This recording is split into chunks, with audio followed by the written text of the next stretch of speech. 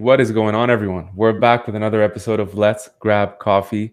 I'm here with none other than Claude Silver from VaynerMedia, who's bringing heart, empathy, and love back into entrepreneurship. She is the Chief Heart Officer. Thanks for doing this, Claude. I'm so stoked to be here. Thank you, and hello to your incredible audience out there. Tell me something just off the bat. What is a Chief Heart Officer? Because that's usually a title that you don't often see in entrepreneurship. Yeah, I don't know if you see it at all, actually. But as we were just saying, give it up to Gary to come up with an incredible name for that person that oversees all people and their experience here at the agency. In other organizations, I might be called a chief people officer or chief inspiration officer or chief happiness officer or chief HR officer. So it's everything all at once. And then it's also so completely different. My job is to infuse the agency with empathy and make sure I am touching and impacting every single human being here, creating connections with one another, making flipping cynicism on its head to optimism. Really, just giving this place the juice that it deserves, helping cultivate culture and helping individuals grow to be their best selves. Is this something you knew early on that you wanted to do? Like, were you always this kind of people person? Did you always have that energy within you? I was always this person. I was absolutely always this person. I've always been someone that is a team player and very much a team captain or coach. Even at 5 years old, I can remember that. Just really rooting for people and also being a leader. And I've had the benefit of whether or not I've been captain of a soccer team or captain of the tennis team, or, in an outward bound course or leading outward bound. That's just who I am. I have a belief in human beings and the human spirit, I think, more than anything. Yeah, and what's funny too is like you're actually pioneering this kind of role for yourself. How do you? It must be, I think, difficult sometimes because Gary Vee has this this kind of persona that's so genuine, which is often hard to come by. He's always so approachable, so kind. He has that kind of immigrant DNA, but also his approach is like hustle, grind, and that's really what he lives by as well. He's not preaching something that he doesn't execute. So how are you balancing that kind of hustle, grind with that empathy and that, that kind of self-love, the self-care? Well, I think I love the question because, there's a big distinction between Gary Vee, the brand, and Gary Vaynerchuk, the human. Right. I work for Gary Vaynerchuk. And while he is still hustle, he is still bang, bang, bang, bang, bang. He is such a human being. And what does a human being have? A heart. And his heart is so, as you said, he's so genuine. So, the way I balance it really is we have an incredible give and take or relationship with one another, which is we agree to either get each other to third base and the person can like hit that challenge or hit that conversation home. One of us does that, or one of us gets it to first base and then the other person takes it. So we just, to answer the question, I don't have his same like, I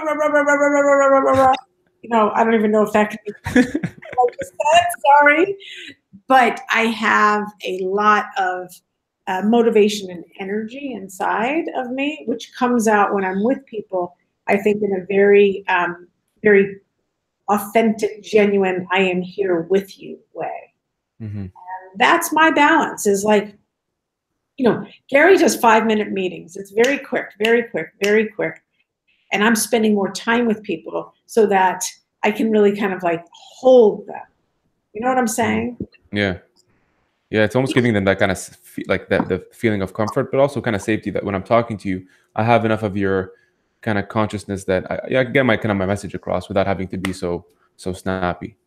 Yeah, I think that's really it. And also, give out a healthy amount of tough love. It's not all, you can just be an a-hole. No, you can't. Like, I give tough love. I say like, hey, listen, leader to leader, these are the things I think would be really, really important for you to understand about your makeup, or these are the things that you might want to change about your communication in order to really be a strong leader. You know, so I have those conversations just as I'm having conversations of, like, you know, someone struggling with anxiety, or someone that feels as though they cannot push back on their manager. You know, they're, no matter what the conversation is, you know, you can throw whatever at me, just like you can throw whatever at Gary, and he will catch it and take it, and then, you know, kind of poof, give them just a great burst of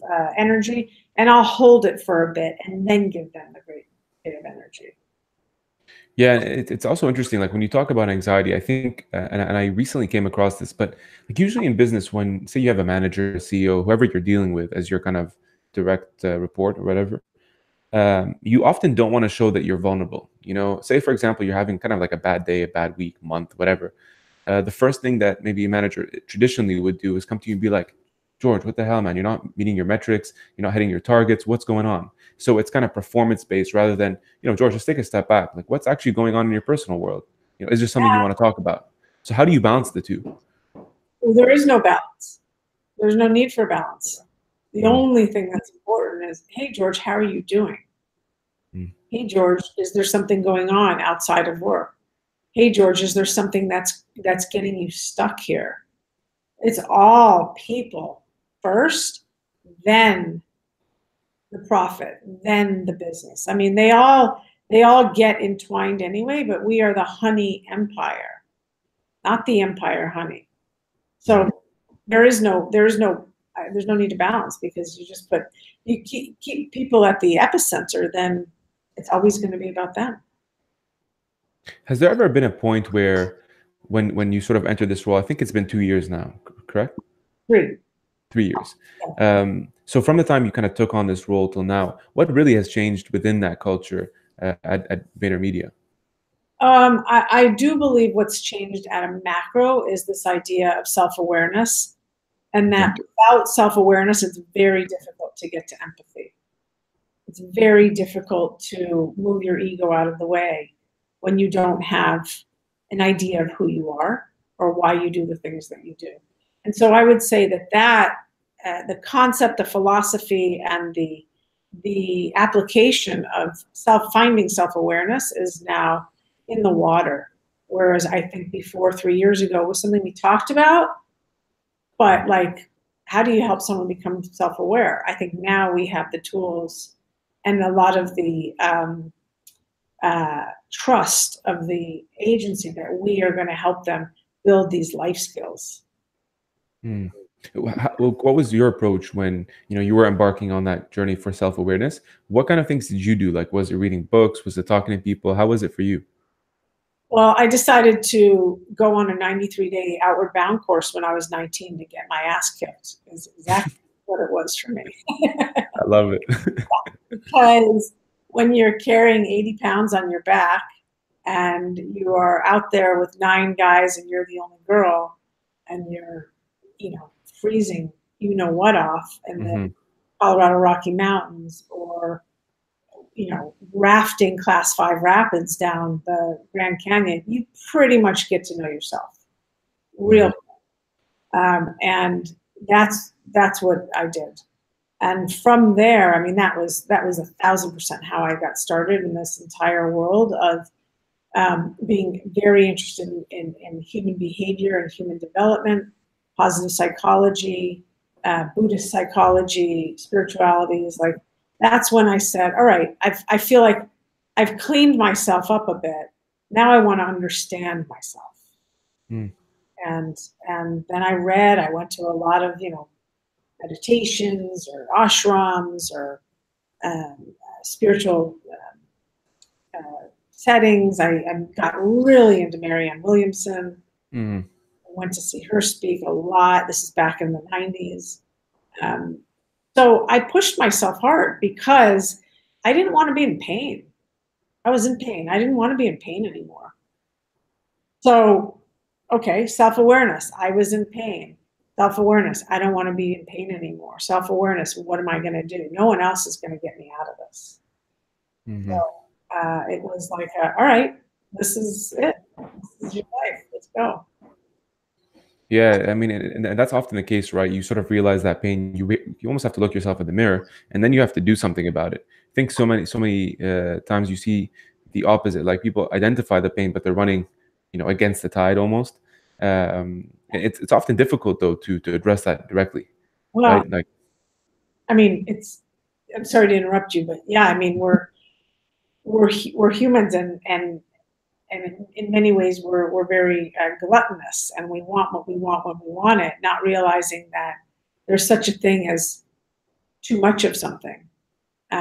There's such a thing as running to just stand still, self-sabotaging yourself because mhm. you don't want to face whatever it is that wants to come up, because it's scary, because there is pain. There is pain in life. No one wants pain, but that is part of the human condition, right? So you find a way to make peace with that by knowing yourself. Right. And as part of making peace with that, I think in one of the videos, you were sort of differentiating strength and skills, right? How are you helping employees at Vayner do that, or team members, colleagues, friends? Yeah, I'm glad you brought that up. No one's brought that up in a while. Um, so uh, strengths, I believe, are innate. I think that we are born or develop certain skills, whether or not that is a skill to play the guitar and you're very good at reading music. You are good with languages. You are good with people. You are good with numbers. Those are strengths. I think the skills are um, sitting down and grinding it out hour after hour after hour, learning how to change chords on a guitar.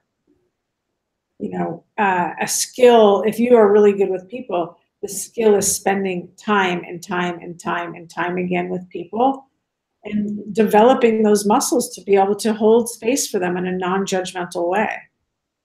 That's a skill that doesn't come just naturally. You know why? Because we all like to judge. So there is a balance there. What we do here is we really want to put people in positions of strength so that they can play to their strengths, they can lean in on their strengths, and thus be successful and grow in that. And we don't get it right all of the time. And that means we need to move people around, or that means maybe we don't have a spot for them. But our intent is always true. Our intent is always coming from heart. Yeah, it's very true. And I remember even you saying that when people join Vayner, they join for a very specific reason. Like they can go anywhere, but if they're coming here, there's something there that it's very clearly defined for them. Yeah, I mean, you're coming here because you know that we are pushing the boundaries in the world of advertising and marketing. You know that we are flipping that world on its head, that we are attacking challenges of modern day advertisers in a different way. We are leaning in hardcore on social. You Mhm. come here because you know we are going somewhere, not because we've been there. That's different. Those other agencies that have been around for a very long time, still do great work, but they are the has-beens. They have been there already. We are coming into it. Yeah, and I'm sure a lot of people you also like that's part of the team are, they're driven, they're energetic. I'm sure a majority are also young and fresh. If someone is dealing with, say, maybe a manager, a CEO, could be a colleague who is stuck in that traditional way of doing things, that the old saying is like, well, that's how we've always done it, so Well, that's what we're always going to do. How do yeah, you get how do you get past that? you're not going to get that here, but so, I mean, how do you get past that? Is you have to be extremely courageous and say, "I'd love to show you another way. Right. I believe there's another way." Or, by the way, just do it another way and then bring it to them. Because we're all, I would like to think that we are all looking for more efficient and more effective ways to create a product or to create some kind of messaging or whatever it is. But it takes courage. And let's be honest, culture change, doing things, which is AKA doing things differently, starts in the fringes of society, in the fringes of organizations. And then slowly but surely, you create a groundswell. So let's take, I don't know, like take Jay-Z. I mean, Jay-Z didn't like pop up one day and he was like the man. You know, he started, rapping in Brooklyn, fringes, and then started talking about his dealing days, and then so forth and so on. And then he got found out, and then, now he's the king of the world. But he had to take the first step and start writing raps. Right. Yeah. That brings up a huge point around patience too, which I know Gary talks about all the time. How is it for you? Like, just when you think about patience in terms of, really helping foster someone within their growth, within their self-development, how do you stay patient with different types of personalities? Oh, what a great question, George. That's awesome. A great question. I probably am patient with 99% of personalities. 99% of personalities I'm very patient with. There's 1% of a personality type that I don't gel with, and I just don't gel with it.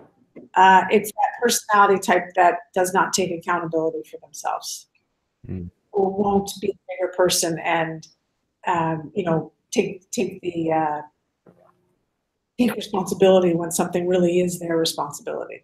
I don't like people that push things to others. Okay. I don't like that behavior, if that makes sense. Yeah, for sure. I think this is something I wanted to ask as well. Like, on top of this is, like, you obviously have a very high sense of EQ. I think you have to be in the role and to be successful in the role that you're in and to play that part in the world. Going through university, for example, my background was in finance. EQ isn't something that's taught. I think this is kind of part of your socialization, starting from your parents to your friends to your environment.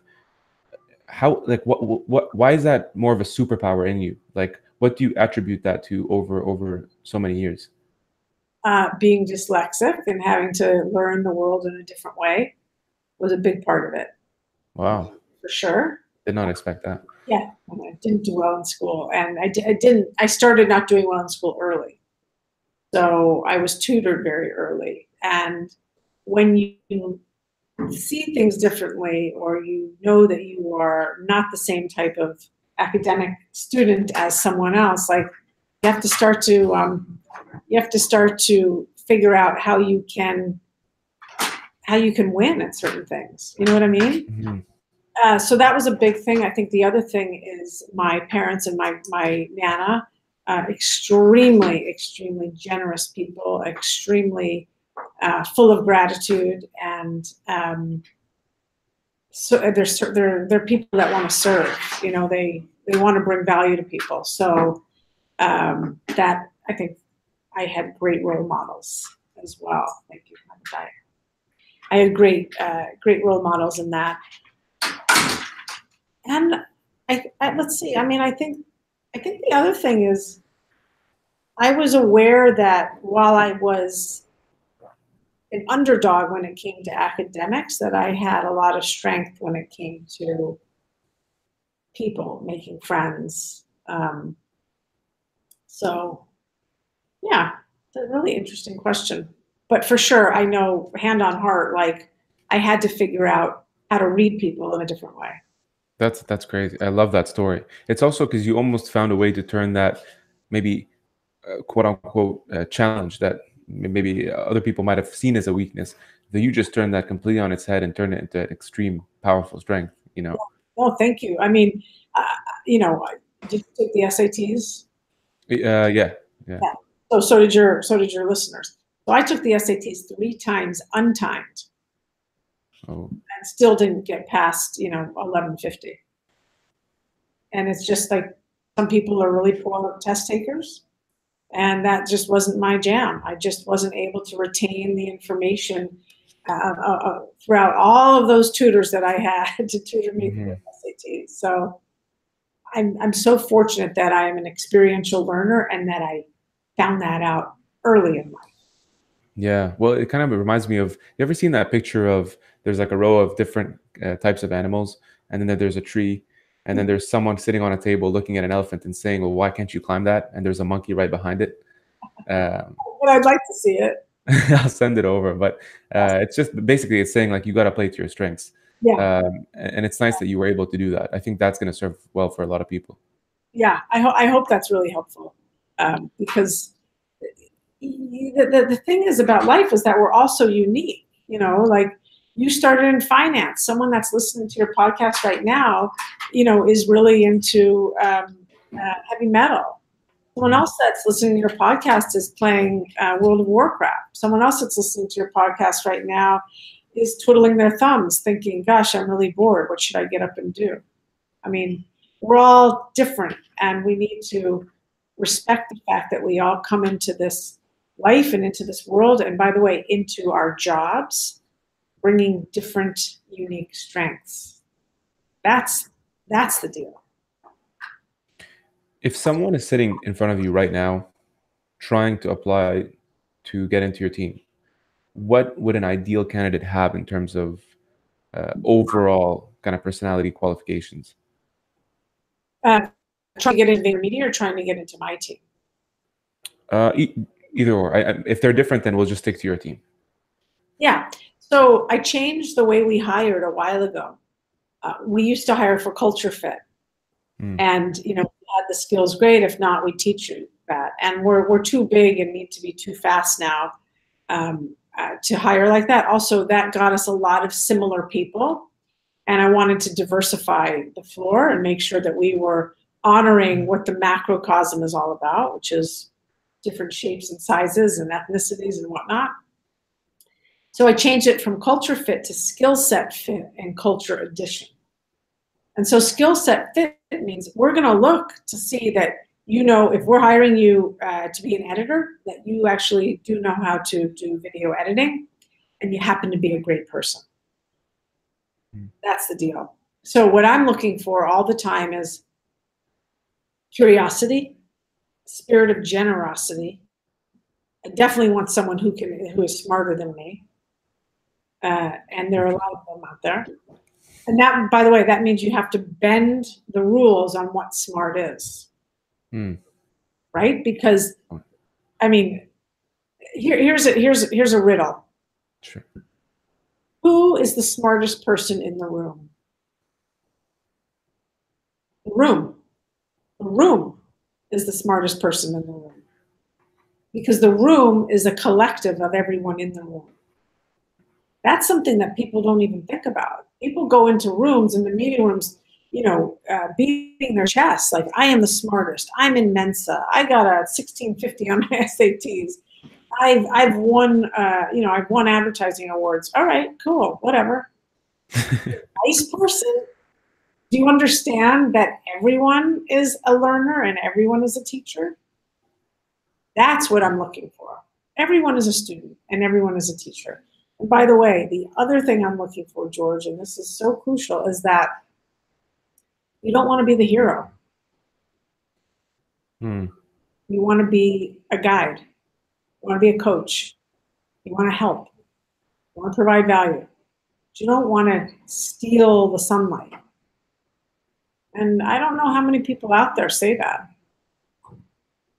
Wow, that's deep, Claude. Just gotta take a second here, but I know. I'm sorry. I was in it. I haven't eaten lunch yet, and so I'm on fumes. And yeah, Great.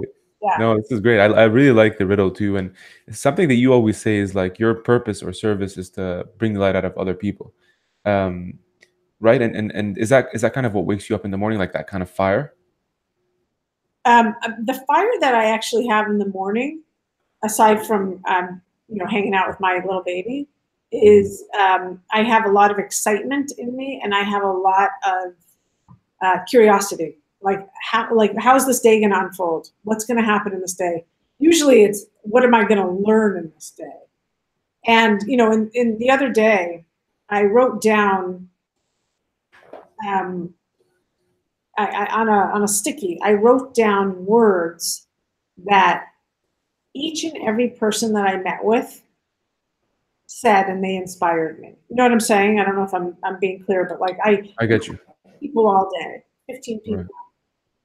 10 people, and each person added to my little sticky note, and it was like so incredible. I ended up doing an Instagram post on it later on in the day because they educated me. They educated me on what's in their mind, and that also means what's in the mind of the microcosm there, it's culture.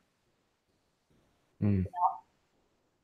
Yeah, no, 100%. So finding that light, one of the things too that I just think about right now, because you have obviously a lot of passion and energy for what you do. What if someone who's listening to this doesn't? What advice would you give to someone who kind of feels stuck but is too afraid to change?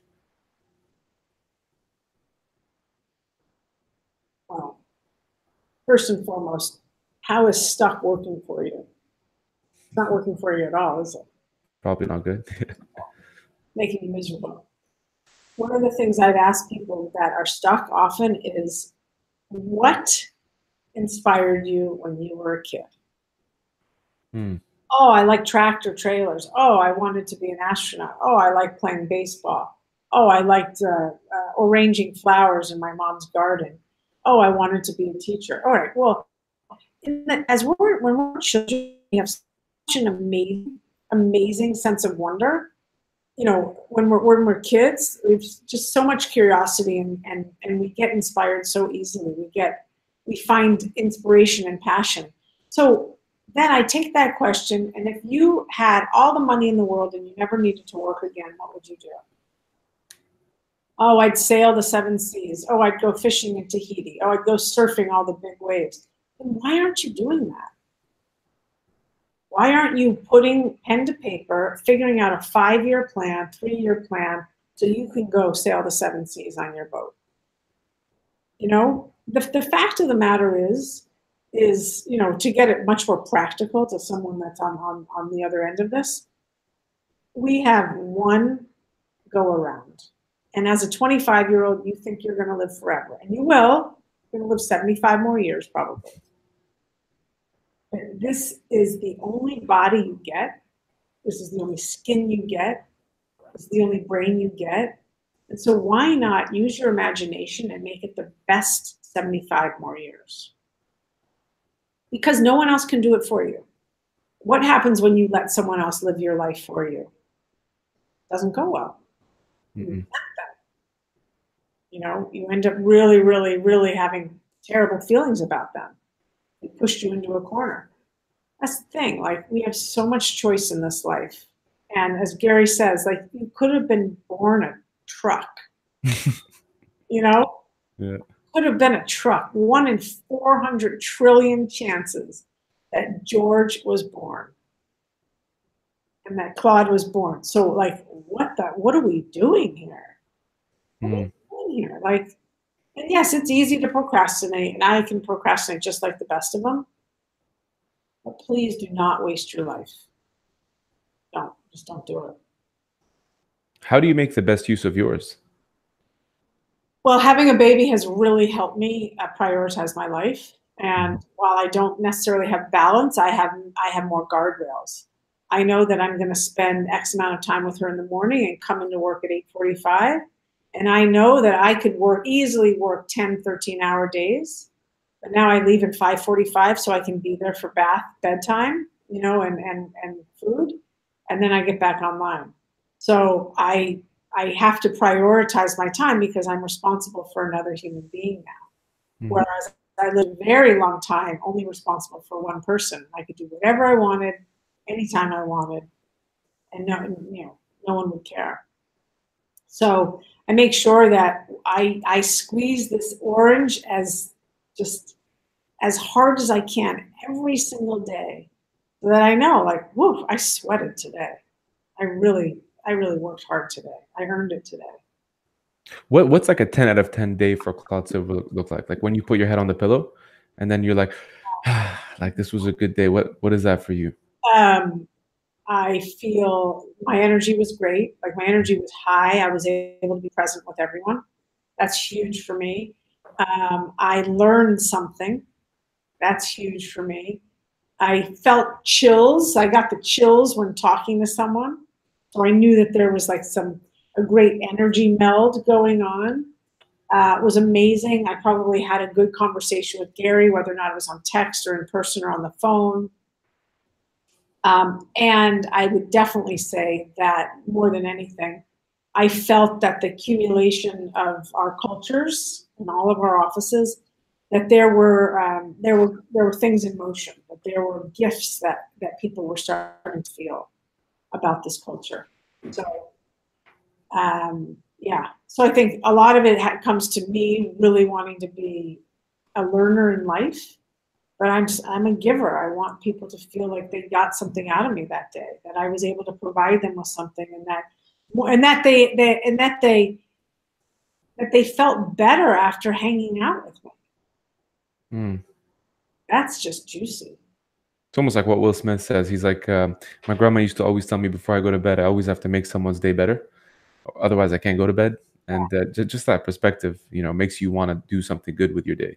Yeah, I love it. I mean, I want to share. I want to share a tweet. I want to share something I tweeted today. Let's see if I can go there on Please. my phone. Because I think it's very relevant to the question that you asked me. And let's see here.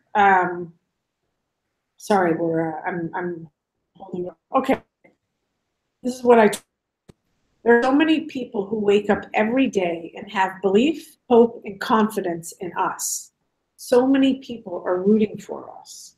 How do you return that? That's my tweet.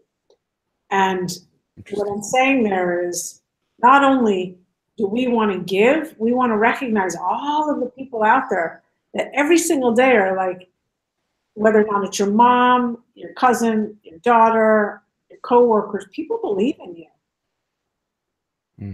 That's awesome. Isn't that freaking mind blowing? It really is. It just blows me away. Wow. I thought about it this morning when I was literally feeding my daughter. It's like, wow, I'm going to root for her for the rest of my life. No matter what happens. No matter what happens. Claude, I know you're hungry, so I do want to make sure you go and get something to eat. But last question for you. If there's one thing you know now that you can take back to when you first started your career, what would that be?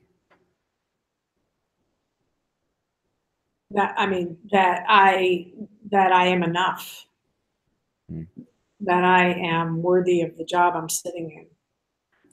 So if there's one thing I could tell that younger person is have confidence. Have confidence. It's okay. It's okay to be wrong, but use your voice. Take up space. Don't be afraid. That's what I would say, because I didn't. I mean, and yes, times were different back then, and things I think were much more hierarchical. But don't cower. That doesn't mean go in like a big braggadocious person. Be graceful, but don't cower. Don't shrink. Amazing. You have a voice. Use it. Claude Silver, appreciate you. Thank you, George. Thanks, everyone. I appreciate you guys.